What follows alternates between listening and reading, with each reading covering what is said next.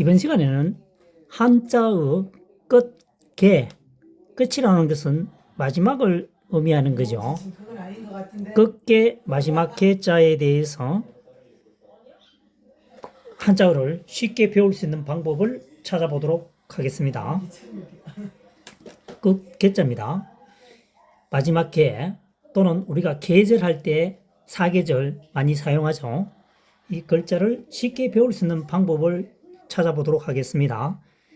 4급에 해당하는 글자군요.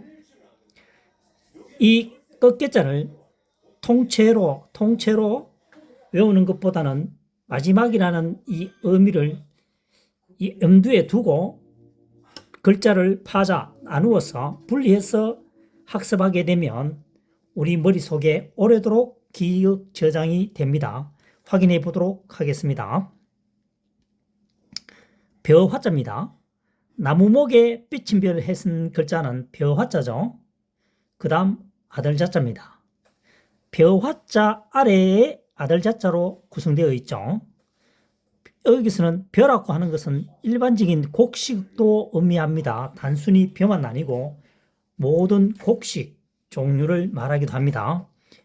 일단 벼자로 벼하니까 벼로 한번 풀이를 해보겠습니다. 벼의 뭐죠?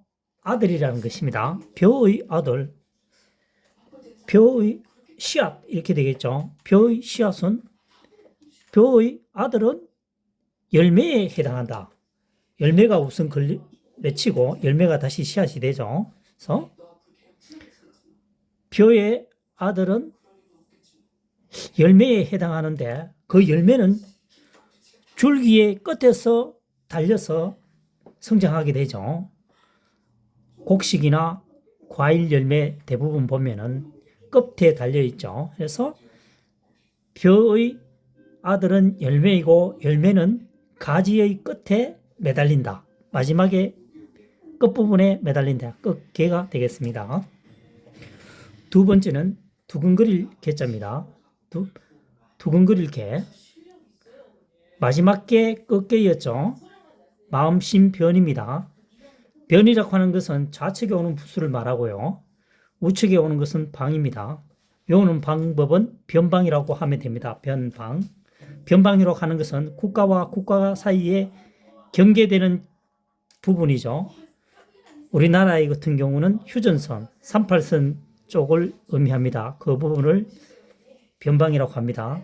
좌측은 변, 우측은 방이죠. 두근거릴 개와 두려울 개는 비슷한 의미겠지만 여기서는 두려울 개로 풀이하는 것이 어떻습니까? 이 글자를 학습하기에 유리하다는 겁니다. 어떻게 됩니까? 마음의 끝에 오면 한계에 오게 되면 어떻습니까? 두렵다는 얘기입니다. 좀 더 구체적으로 얘기해 보면 여기에 지금 보면 끝개에 두근거릴 개에 벼화가 들어 있습니다. 벼화는 늦가을에 추수를 하게 되죠. 추수를 하게 되면은 그 다음 뭘 맞이합니까? 겨울이 다가오게 됩니다. 과거에는 항상 식량이 부족했기 때문에 겨울에는 더 걱정이 되는 거죠. 겨울 오는 자체가 두렵습니다. 왜? 늦가을에 이미 추수를 했지만 곡식을 거두어들였지만 항상 부족한 시대에 우리 조상들이 살아왔기 때문에 초겨울 되면 더 걱정됩니다. 그래서 두렵다는 거죠. 마음이 끝에 오게 되면 구체적으로 살펴보니까 늦가을이죠. 벼를 추수하는 계절은요. 그래서 더욱 마음은 두려워진다. 두려울 계자가 되겠습니다. 그 다음 서로상자입니다. 서로상 5급에 해당하는군요. 나무목입니다. 그 다음 눈목입니다. 그림을 살짝 그려보면 나무가 있습니다. 가지가 있겠죠. 가지에는 뭐가 난다? 이 눈이라 그러죠. 가지눈. 가지눈은 서로 마주 본다는 얘기입니다. 가지눈은 해서 나무 뭡니까? 나무의 눈은 서로 마주 본다. 서로상, 맞벌상 해도 되겠죠. 상호 관계에 있다. 상호 서로 뭡니까? 서로 마주 보는 관계에 있다는 얘기죠. 상호 관계. 그다음 상자상입니다. 윗부분이 대나무죽입니다. 대나무죽. 대나무죽이죠. 대나무를 이용해서 서로 어떻게 한다는 얘기죠. 과거에는 광줄이 대부분 다 대나무를 쪼개서 상자를 만들었습니다. 이렇게 대나무를 쪼개서 가로 세로 이렇게 하면은 마주 보는 거죠. 그래서 뭘 만들었느냐 하면은 상자를 만들었다는 얘기죠. 대나무를 이용하여 만든 광줄인데 우리는 그것을 대나무 상자라고 말한다. 상자상이 되겠습니다. 그 다음 서리상자입니다. 서리상. 사급에 해당하는 글자인데 조금 전에 얘기했다시피 이 글자를 통째로 외우게 되면 지금 당장은 해결이 될지 몰라도 시간이 경과한 후에는 기억도 잘 되지 않을 뿐더러 설령 기억이 난다 하더라도 이게 조합하기가 상당히 어렵다는 문제가 발생하게 됩니다. 통째로 외웠을 경우에는. 이것을 분리해 보겠습니다. 분리하게 되면 윗부분은 비우죠. 비웁니다. 아랫부분은 서로 상입니다. 서로 상자가 생각할 상자도 되고 가리다, 분별하다 이런 뜻도 있고 여러 가지가 뜻이 있겠죠. 여기서는 서로 상보다는 생각할 상이라고 풀이하면은 서리상이 더 뜻이 명확하게 구분되어집니다. 자, 서리상자입니다. 비우자죠. 비처럼 생각할 수 있지만 실제는 서리다 이거죠. 비라고 하는 것은 물로 구성되어 있죠. 서리도 보면은 물이 되기 일보 직전인 상황이죠. 이게 뭘까? 이렇게 자세히 보니까 물처럼 생겼는데 자세히 보니까 뭐다? 서리다는 거죠. 시간이 지나게 되면 서리가 뭘로 변한다? 물로 변하겠죠. 그래서 빛처럼 생각할 수 있겠지만 실제는 진실은 서리다 이 말이겠죠. 이 글자는 서리상자가 되겠습니다. 그 다음 불글주자입니다. 불글주. 주홍글씨가 유명한 책이죠. 자, 불글주입니다. 이 자는 이 한자어는 사급에 해당하는 글자입니다. 조금 전에 얘기한 것처럼 불글주를 통째로 외우는 것보다는 불글주 한자에 다시 말해서 훈과 음에 맞게끔 분리해서 학습하게 되면 기억 저장은 훨씬 유리하다는 겁니다. 한번 분리해 보겠습니다. 삐침별이죠. 삐침별. 열십입니다. 열십이죠.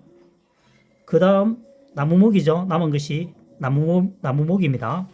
열십과 나무목이 지금 어떻게 됩니까? 합체, 결합이 돼서 한일은 지금 중복이 된 상황입니다. 그래서 풀이를 해보면은 바람에 의해서 삐친다. 떨어지는 거죠. 바람에 떨어지는 10월이죠. 10월. 10월의 나뭇잎은 10월의 나뭇잎은 뭐다? 붉은 단풍으로 변하죠. 해서 붉을 주자가 되겠습니다. 다시 한 번 더 설명해 보겠습니다. 바람에 삐친다는 것은 바람에 의해서 떨어지는 겁니다. 떨어지는 낙엽은 10월이면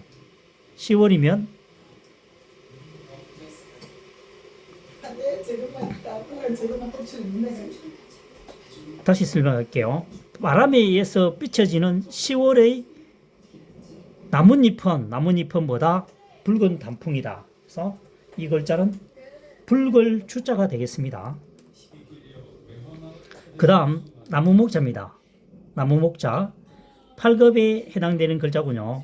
흔히 나무가 써 있는 모양이라고 합니다. 그렇게 학습을 하셔도 되고요. 이거는 간단한 글자이기 때문에. 하지만 한자 사랑의 파자 방법에 의하면은 파자풀이법에 의하면은 열십이죠. 열십. 그 다음 뭡니까? 열십하고 남으면은 여덟, 팔. 숫자 8에 해당합니다. 어떻게 되죠? 열십은 숫자 열이죠. 9, 10. 가장 많다는 뜻을 의미합니다. 숫자가 많다는 많음을 의미하죠. 1, 2, 3, 4, 90 가장 큰 숫자니까요. 그러니까 뭡니까? 많이 나누어져 있는 것은 뭐다? 나누어져 있는 것은 이 뿌리를 의미하는 거죠.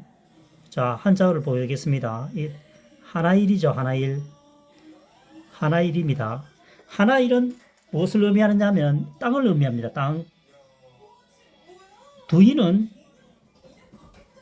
땅을 의미하면 위쪽은 뭐죠? 하늘을 의미하는 겁니다. 땅과 하늘을 의미하는 겁니다. 그래서 땅이죠. 땅. 땅인데 세워져 있고 뿌리가 나누어져 있다. 이게 뭐냐면 나무란 얘기죠. 다시 한번 설명해 보겠습니다. 땅 위에 뚫을 고니니까 뚫고 올라왔습니다. 이것은 나무 가지가 되겠죠. 나무 줄기가 되겠죠. 나무 줄기. 뚫고 나왔고 아래도 뚫습니다. 옆으로 퍼지죠. 나눠져 있죠. 요 빨간 선 부분은 뭡니까? 나무 뿌리에 해당합니다. 나무 뿌리에 해당이 되고 나무 줄기가 올라온 것은 나무를 말한다는 거죠. 그리고 뭡니까? 열십, 여덟, 팔은 뿌리가 열십 많이 나누어져 있다. 왜냐하면 많이 나누어져 있지 않으면 바람이 불거나 하면은 이 나무가 쓰러질 수도 있고 흉년입니까? 가뭄이죠. 가뭄일 경우에는 이 뿌리가 적으면은 주변에 물을 흡수할 수가 없습니다. 결과적으로 나무가 계속 성장할 수 없다는 얘기죠. 그래서 땅 아래에 솟아 올라와 있고 나무 줄기입니다. 줄기는 솟아 올라와 있고 아래로 줄기가 세워져 있지만 여러 갈래로 나누어져 있다. 나무가 되겠습니다. 나무모. 그 다음 나무가 주변으로 계속 이렇게 뻗쳐나가죠. 수풀림이라고 합니다. 수풀림. 임야하죠. 임야. 그 다음 요것은 7급에 해당하는 글자입니다. 그 다음 수풀림에 나무목이 하나 더 위에 올라가 있습니다. 그러니까 나무목이 지금 3개가 등장하는 거죠. 3개가 등장하는 것은 나무가 아주 많다는 것을 의미합니다. 빽빽하다는 거죠. 빽빽하다는 것은 뭐죠? 무성하다는 얘기입니다. 무성할 삼림지역이라고 하죠. 삼림지역. 나무가 굉장히 우거진 그런 지역을 말합니다. 그래서 이 글자는 상급에 해당하는 글자가 됩니다. 상급에 해당하는 글자.